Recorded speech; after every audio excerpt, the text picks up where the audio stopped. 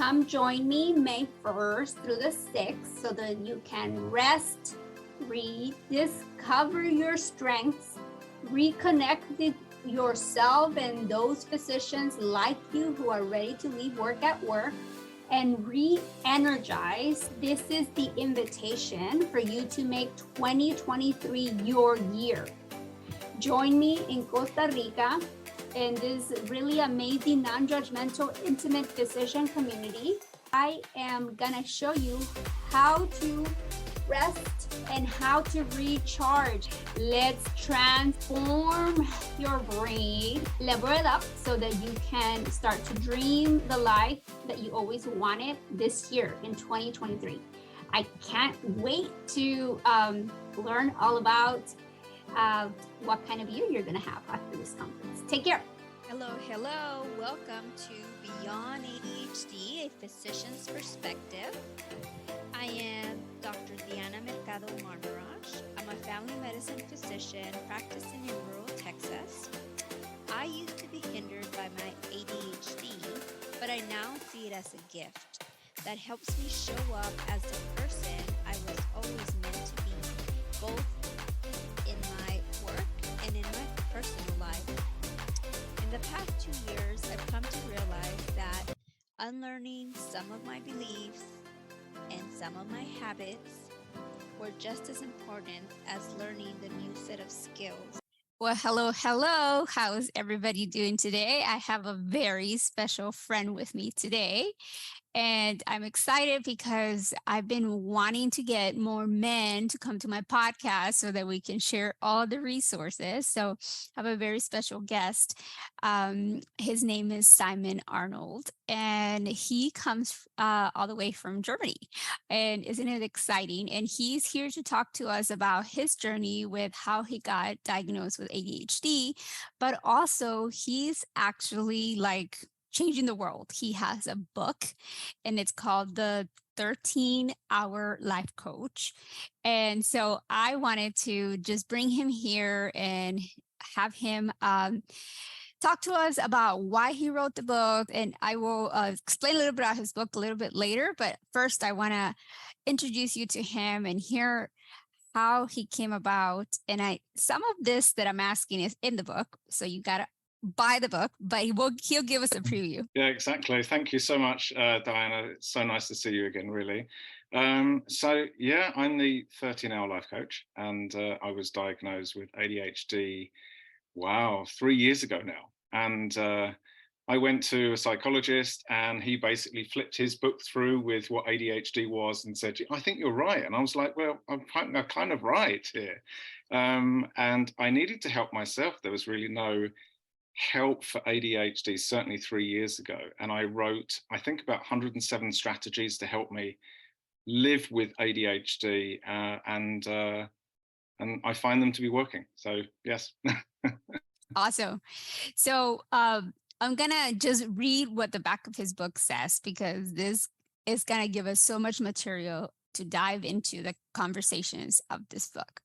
So Simon realized one day that the external life distractions had disappeared and that he could read and comprehend a book for the very first time. And he came to face with his inner voice. We all know about that inner voice, right? He was recently diagnosed with ADHD, and he labeled his inner voice, Big Mo. And Big Mo basically is able to add clarity to his life while he's on medication. So that's the key here. He feels like he's able to concentrate for about a full 13 hours while he's on medication. And every day when Big Mo leaves, then he realizes that he's thrown into a world of confusion. Together, Big Mo and Simon learn to figure out ADHD in a unique way of using diaries. So he's able to understand himself through those moments of clarity. Not only does he do that, then he turns around and he creates a success group in his town in Germany so that they could each help each other learn strategies. Every day, he has clarity and then confusion. But obviously, a strong bond happens. Now, here he is being a coach for others. So tell us, what was it like to finally get medicated? Okay, so it was during my diagnosis process, really. My son already had ADHD and was medicated for it. I was,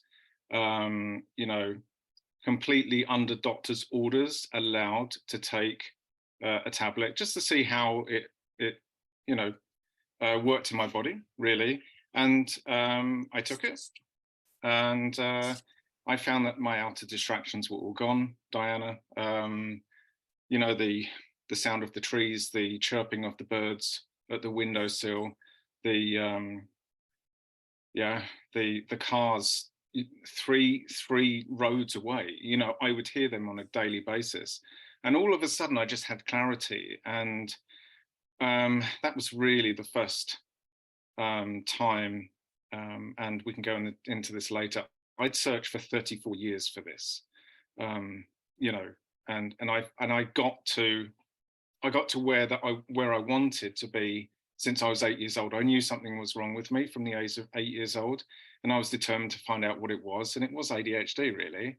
So I could concentrate for about 4 hours, I think. I knew exactly how I was filing paperwork at the time, and I was like, wow, that goes there, and that goes there, and that can go in the bin. And my inner voice came out, and I call him Big Mo, and we can go into this a bit later. Big for just the feeling I have when he's around, and Mo for the moments that he's here with me. So that's really the start of everything. So when you were 8 years old, you said you knew. What was it that you knew? What did you feel? Like, did you look around and you see people concentrating, or did you feel like you were daydreaming so much? Like, what did you knew at the age of 8? I can go right back to not the exact day, but I can go right back to the moment in my mind, sitting on the red thick carpet in England, of course, where I grew up. And I was 8, and I just sat there and I thought, there's something different with me. I'm different to everyone else. I had to go on belief and faith, hope and faith, but I had to find out what hope and faith meant, to be honest, at the age of 8. So it took a few years to get there. But I always had the inner feeling, without having the inner voice, that something was wrong, and I was determined to find out what it was. Well, that's good that you had enough insight there, and that even if it took 3 decades to finally get the diagnosis, when you did, it finally made sense. And that's also a sign of like understanding that we are always on our journey and we're always going to be life learners, and realizing like if you're not at a place where you want to be, or things are not exactly as you wish them to be, like you have the opportunity to change stuff. And in your book, I was kind of amazed by some opportunities that you took. Oh, thank you. You decided you wanted to become a physical therapist. Is that correct? And you decided, well, I'm not going to do it here in my hometown. Let me just like go to another country and see what that's like. Can you tell us what that was about? Oh my God, I never forget that. I was on the computer at home when we had dial-up internet, it goes bing, bing, bing, and then the sound, it takes forever. And my mother was in the living room, and I said, I feel so great. And she goes, why do you feel so great? I said, I've just booked a course for physiotherapy at the best physiotherapy school in Australia. And she says, how much did that cost? And I showed her what it cost on my credit card statement online. It was £6,700 that I paid straight off, and she nearly fell off the chair in amazement. Yeah. So people with ADHD are risk takers, right? Yeah. You describe what I think most of us with ADHD in the book about having a dream and going for the dream. But sometimes, unfortunately, the dream doesn't always pan out like you wish it would. Would you tell us a little bit about that? Yeah, I mean, wow, it was the dream to be a physiotherapist. So in England, we say, in English, we say, in England, we say physical therapist, you say physical therapist, that's right. I I basically, when I paid for the course in Australia, I knew no one in Australia. I didn't have any money, put it on the credit card, but somehow I came, and this is where it comes from. I somehow run into people, or they come into my lives, and it's like, hey, my parents live like 20 minutes from the school where the university where you want to study from, you know. So I went to Australia, and due to the executive functions and memory recall, really, I just didn't have a clue. And you know, I describe it now as just having a mind that's like a sieve, and that, you know, whatever information comes in, it just goes straight out, nothing stays. So you know, over a long time, I tried in Australia with no funds to go further. I didn't have any money for shoes. I had to phone up my father and get, you know, yeah, that was hard. Brunel in London, first year, no idea, didn't have a clue. And then in Berlin as well. And bear in mind, I spent all my free time at a friend's private practice from the age of 17, right? So the first attempt for physio was about 25, you know. So I had a good 5 years of solid experience in that area, and still didn't do, and still, even today, didn't pass it. Yeah. And so I bring that up because I'm pretty sure if you had decided to practice physical therapy, like, you would have been amazing because you picked it all up from experience, right? But again, you didn't know what you didn't know. You didn't know that your executive function, attention to detail, organization, you name it, right, was giving you the possibility or ability to only capture written stuff in a short window, right? And so you were picking up parts of it, and your knowledge was not necessarily reflected on what you had learned in the actual experience of being there and doing the things. And I'm sure everybody complimented you on your bedside manner and ability for you to optimize the treatment to each person because of how much you were so in tune with it. But it was the written part could have kept you out, or maybe you didn't have enough time to finish test, or different things like that, right? And so I bring that up because people always say, okay, well, they graduated from blah blah blah, as if the degree is what makes a person have the ability to, quote unquote, be labeled a success story, right? But it's not that. And it's an understanding that there's so many different areas of knowledge and so many different things, and all those, at the end of the day, while they might seem like failed experiences, they're still experiences that, what I see, got you to bet on yourself and bet on your dream and keep trying and trying and trying. Most people probably without ADHD would have given up after the first or second time, right? But not somebody who knows their why and what they want to do. And so that is something that is to be admired. And all those experiences, they don't negate us, they actually propel us, and they continue to help us, because now you can relate to all your clients that you're teaching with ADHD, because you understand exactly that drive and that almost stubbornness, right? But at the same time, it's excitement, right? It's like a mixture of both. It's excitement for the unknown, and yeah. So, and I know, like, you're ready to move to a new country, right? You want to tell us about that? Yeah, so I've wanted to move to Seattle for 3 years. So if anyone can help me out, please help me out. It really starts in the morning with meditation, and, you know, just imagining being there and just using all different techniques possible. Just to be able to experience it. I think I said to you recently that, you know, 3 years ago, and Seattle was really the ADHD hub somehow. You know, I'm not sure whether it is now, but it was really big on ADHD, which is strange because ADHD is coming out more now. You know, it was different 3 years ago. Yeah, that's my goal. Pretty much everything at home here in Germany is pretty much sold. And my goal is to land in Seattle with 2 suitcases at the end of September this year. Woohoo! That's around the corner. How I know. exciting. So I want to ask you about that group that you formed in Germany when you finally got diagnosed with ADHD. Like, what were you thinking? What was propelling you? Like, why did you decide to make this group? Okay, so I'd written a book. I actually launched the Meetup ADHD in the Allgäu, Bayern, where I live in southern Germany, the group.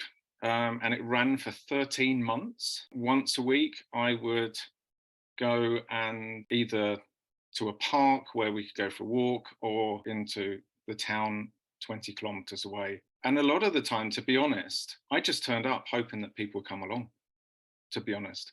I had my little A for ADHD, not ADHD, so everyone would go, oh my God, these are the weird guys. I just wanted A. I just wanted the A. So it looks like maybe it's insignificant, right? Except to my group. I knew that other people needed help because I didn't get it. That's why. And how was it? I know you went with no expectations, and I know you went because you didn't want others to go through what you went through. What kind of friendships did you develop? Here's the twister. Okay. So the meetup group ran for 13 months. People would continuously write to me and say, yes, I'll be there. And I turn up at the event. And there was one summer in particular, it was so busy for my ADHD brain in a beer garden. It was so full, the lady had given me a table in the middle of all of these hundreds of people and no one turned up. Basically, the characters like Marika in the story for the walking and everything else, that's really experiences of my own, because ADHD didn't have the open following like it does now. I'm really sad to say, actually, that for 13 months, not one person turned up. And then 3 days after I cancelled the course, I met the first person and just had the most amazing connection ever with both of our inner voices. And we helped each other, but that was hard. That was hard. So I basically, all the stories in the walking and everything in the chapter which I'm talking about, they're all my experiences, real experiences, but I put them into different characters to explain it so much better. And that's the thing with ADHD. Like, sometimes we overcommit, or sometimes we're just not good at timing. Yeah, true. I mean, we have the best intentions, and so sometimes it just doesn't happen. Or, like you said, 3 years ago, the label was not something necessarily to like scream at the top of your lungs, right? Because I mean, even for me, you and I had this conversation. Like, 3 people knew I had ADHD 3 years ago, and now it's like, I say it like it's the sky's blue type of thing. But it's because of the work that we have to do with our inner voice, like you said, because our mind might tell us that we are broken. And it's a running thing, and we don't want anybody to know that we're broken. And it's not true. It's just our mind is different. It's like being left-handed instead of right-handed. And there's nothing wrong with that. It's just that you maybe weren't aware that your innate thing was this way.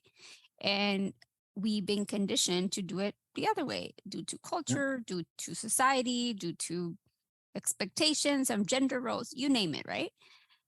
And so again, that also shows your ability to keep showing up, right? Like, you kept showing up regardless.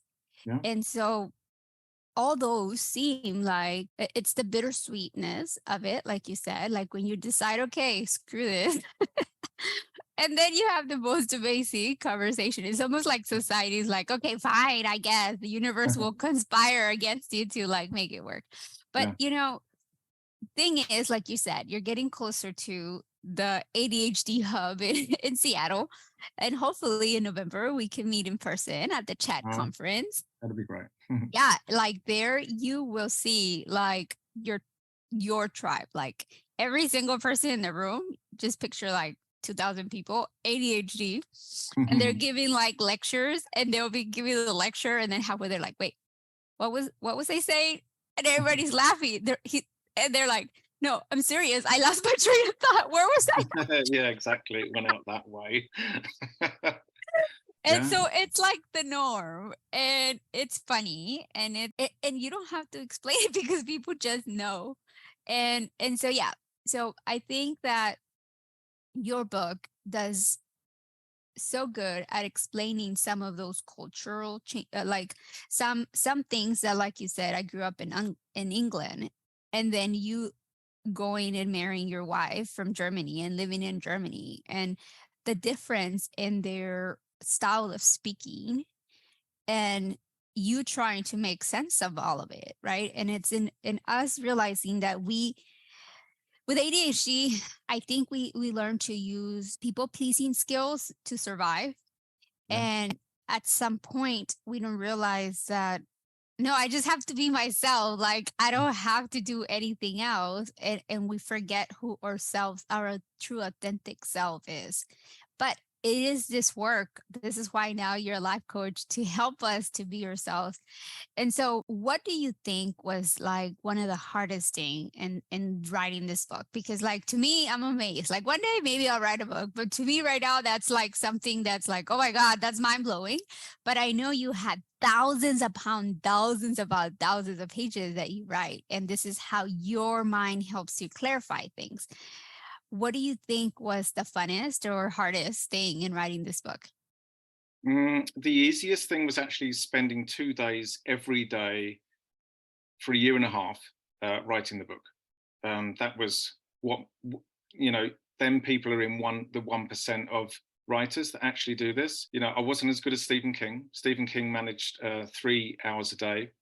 I think J.K. Rowling managed two hours a day, and I wanted to stick with that, and I did that quite easily with my journalism background. I'd written a diary every single day since 2006, every single day.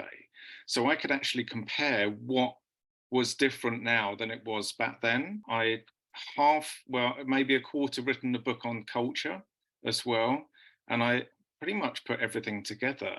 But there's a really good point that I just want to bring out, actually. Of course, I live in Germany. I speak fluent German, which is fine. But I actually never felt part of society in England. I never felt part of society in Australia and also in Germany. So that means that I've never felt that I've belonged to anyone or anywhere. And this is where self-care comes from. If you've got no sense of belonging to other people or social systems, like I've got zero, you build up the inside, because that's where it all comes from, right? And I know that for my whole life, hopefully with the ADHD Chad conference and this area, this is my tribe. But up until right now and this day, I've always had to do it by myself and lead from myself, through myself, give myself as much confidence as possible to go on. That's if that answers the question. Yeah, and that's like one of the hardest thing, I think, because our brain is conditioned to not think that way. Our brain is conditioned to think in the negative, to make us think like, no, let me keep you safe because that's going to be bad if you do that, right? Like, and you're right, like community and belonging, like those are the things that are primitive and needfulness. Like we all want to be loved and accepted. And if one of those two is threatened, like our identity or self-worth or understanding of self, like just kind of gets shattered. And so exactly that's why I created the ADHD group for physicians. And again, it was not because here I am and I got all my shit together, but it's because I have figured out some steps and I wanted to share that. And in normalizing it, you then learn more steps and you learn from each other and you enhance each other.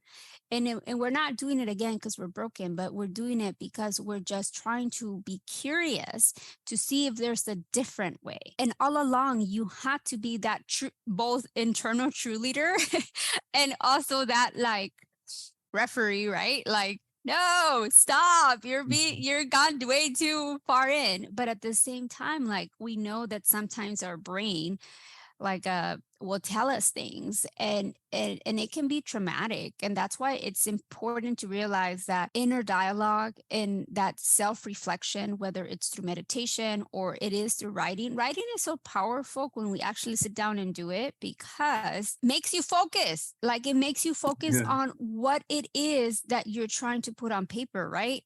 Like not just sentences, like, and sometimes yes, they can free flow, but then you can go back and understand what you were trying to point at, and it's so much easier. And I think that most of us don't want to sit down and do that because we have this sense of it has to be right the first time, but like you didn't learn to walk the first time, like you needed to try different things. So that was genius that you gave yourself 2 hours every day, because it's not in wanting to do 2 hours for 2 weeks and putting all this pressure on yourself to have this perfect product, but it was the muscle, the repetition, the trusting of yourself that something from there was going to be life-changing or worth sharing with the world. Yeah. You know, they say when you've written a book, you know, then the work starts. You have to basically every day you have to promote the book, of course, and just keep going. Do you want to know the reason why I started the podcast, which, by the way, next week is its 1st year anniversary? So I'd written the book and I was like, is this for real with this ADHD? Am I the only one experiencing this? And my first ever episode was called Blackouts, right? That I just basically came to the realization that there's no way I could have a blackout because I couldn't store the information in my brain anyway, because it was like a sieve coming out. Yeah, I did a whole season, of course, 13 episodes. You're magic 13, huh? Yeah, it's amazing. And then I spoke to Annie Bush, a brain coach, and she actually said about, you know, the prefrontal cortex with the medication actually getting the signals and actually retaining the information, and basically said that blackouts, what I'd said on the very first episode was true. And then the guest series started and I was like, hey, we've got stuff in common as well. You feel the way I feel, whether it's male or female. And then, of course, we met, didn't we? And, you know, Narissa Bauer and everyone. I wanted then, of course, to move from normal people with ADHD to medical professionals like yourself, to actually say, well, this is how we all feel as a generation, and, you know, the people, let's put it to the doctors and see if it holds water. And it did. I'm running in typical ADHD style for the 1 year anniversary. I'm running 3 seasons at once. So I'm running the kids edition, ages 6 to 12. The Gen Z edition, 13 to 19, for girls, young women, adolescents, and season 9, which is adults. Can I explain what's coming? Please do. I'm now launching within the next week it's called the Gen Z High Functioning ADHD program for the ages of 13 to 19. And it's a 12-week course. The mothers that have got in contact with me, especially for girls as well, from the ages of 13 to 19, we have a half-an-hour conversation twice a week. That's what's going to happen. We go through a theme. I'm very flexible with what they need to go through. It's always best that, you know, a parent actually accompanies the teenager during the chat as well. Whatever age it is, really, boys or girls or young adults. And we just go there and we just kind of do this together and just make progress in the best way possible. That's awesome. Yeah. Yeah, it's so good to be able to have a community of the same age group. And it doesn't matter, right? Once we're adults, like we all can mingle and stuff. But there is a difference when you're talking to kiddos versus when you're talking to adults, right? And so it's good that you're giving them each their space to be able to have that flexibility. But yeah, that's our ADHD. There was a time also, like I just realized, like in January, I started my 10th cohort. I didn't realize it was my 10th cohort. Like I've just been doing this for about 2 years, right? But in one moment in time, just like you, I had 3 cohorts going at the same time, plus a full-time job, plus you name it, right?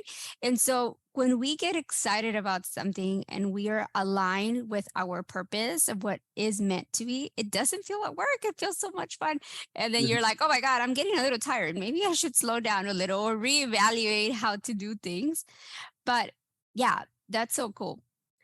So tell me more about, do you have another like book work, or is it just going to be your coaching for now? The second book's already written. Yeah, I just need to basically edit it and then publish it. Perfect. There's lots of things going forward. There are lots of things. That's amazing. When you do one, you're ready for the second one's written, and now it's just going to get published soon. That's so good. Yeah. And I talk about quantum theory. I will really go deep into like metaphysics, and actually it is really neuroscience kind of geeky stuff, to be honest, in certain areas. But also, and people have said to me, how can you do this ADHD stuff? It's really heavy. And I said, well, if you look at me, I don't make it heavy at all. We know that there's some real serious issues. If I can explain a serious issue, actually, the time when I was writing my book, there was a Canadian study. And this is what has gravitated me towards teenagers, actually, is the fact that the suicide rate for males was 5% and it was 9% for females. And then they did, so that was April 2020, I think. I'd have to have a look at the source. The middle of 2021, males had gone up to 9% and women had gone up from 9% to 23.5%. I was crying my eyes out, Diana, when I was reading this stuff. I thought, this is a call to arms and I'm in a really good position to do this. So let's do this.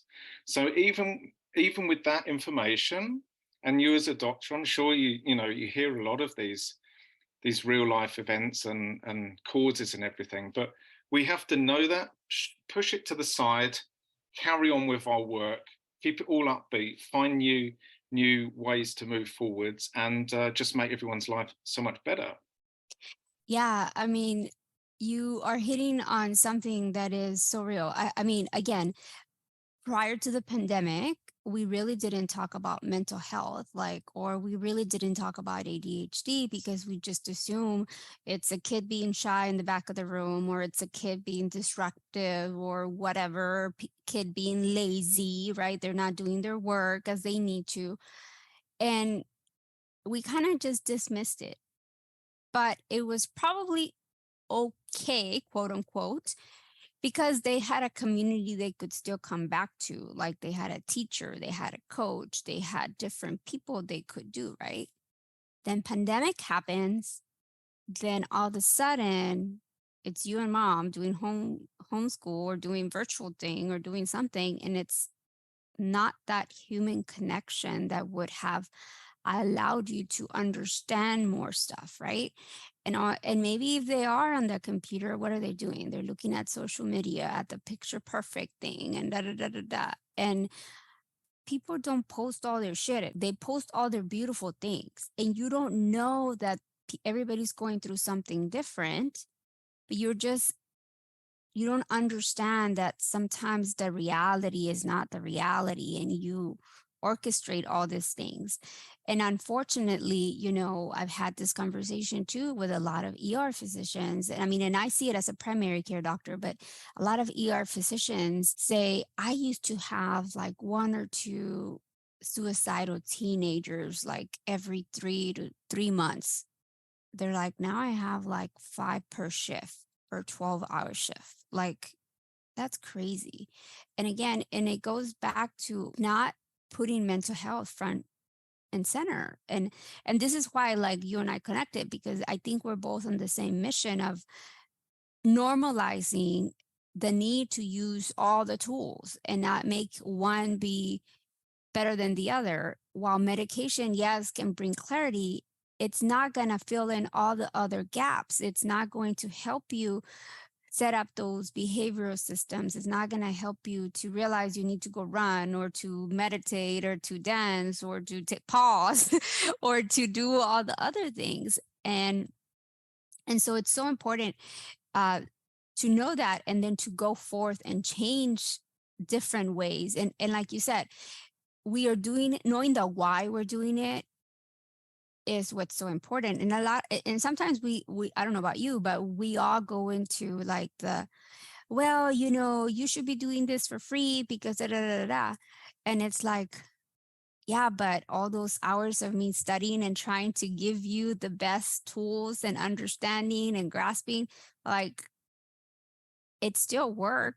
And it's not just work, it's amazing value that you're going to provide to hopefully alter the trajectory of that person's life. And it's not just for that, but when people pay, they pay attention. They pay attention, right? Yeah. And so I'm so glad that you looked at that data. And I know it's coming because you have your kids and you would want that not to be a statistic of one of your kids, right? I mean, one of my nieces like had to be hospitalized, because of suicidal ideations. And you would think, okay, well, where did I go wrong? How come I missed this? Like, I'm the aunt, I'm the one who, but again, everybody is in their own world. And you don't think about that. You think about here we are, how do we go forward? What do we do? What's the next step? How do I, right? What does she want? And so she's doing so much better now, but it takes a community. It takes a village. It's not just like whatever, right? And did I talk to her about coaching? Yes, of course I did. But not in a sense like you should like just think yourself something else, but in the sense that, hey, we don't realize that our thoughts sometimes can be playing tricks on us. Like they're not the real thing, right? And so realizing that there's always a choice, and not making a choice is still a choice, can help them feel empowered when they feel like they don't have any say so, because their parents are going to say this, or their teachers are going to say that, or their friends are going to say that. So it's so important to realize that we all can do something for someone. And sometimes it's just sharing the stories that can allow somebody else to see, oh, there might be a different way, right? And I just wanted to pick up, actually, even though I knew there was something wrong at the age of 8, I always thought, keep yourself healthy, keep yourself going. I was never addicted to anything. I didn't do any drugs. I haven't even picked up a cigarette before, and just to do that is pretty cool, when so many people just find it difficult. And, another thing, when I was medicated for the first time, I thought, oh, wow, this is how people can actually think. This is cool. And then I was really, really disappointed that so many people just don't take the opportunity to, realize the best in their lives, really. And when I just wanted to put an extra thing in, really, that even though maybe, unfortunately, I haven't been through addictions and everything else, I've seen every manner of, as a physiotherapy assistant, in medicine, in cancer unit, in the drugs and rehab unit, orthopedics and trauma, and you name it, everything. And that's really where all the experience comes from. It's like, okay, I haven't had it myself, but I've experienced it from others, and this is how we go forwards. Awesome. Well, thank you. This has been an amazing conversation. Of course, I'm sure we can go and dissect so many other things, but tell me, if where can people find you? Where can people get in touch with you? All right, they can find me on LinkedIn, and that's for the course, the high functioning, Gen Z course for the teenagers 13 to 19. Just find me on LinkedIn, write me a DM or to my email address. I'm also on Facebook as well, Simon Arnold or the 13-Hour Life Coach. Instagram is where you see some really cool pictures there and things.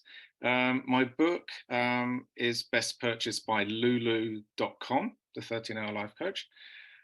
And the podcasts, available on pretty much all podcast providers, the 13-hour life coach. And it's just good for consistent information about ADHD.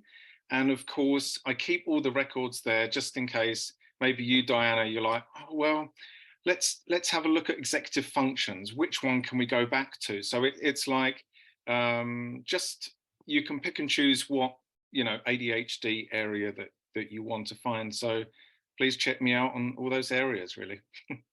Awesome. And do send me some of those links so I can put them on the show notes so that they can get straight there.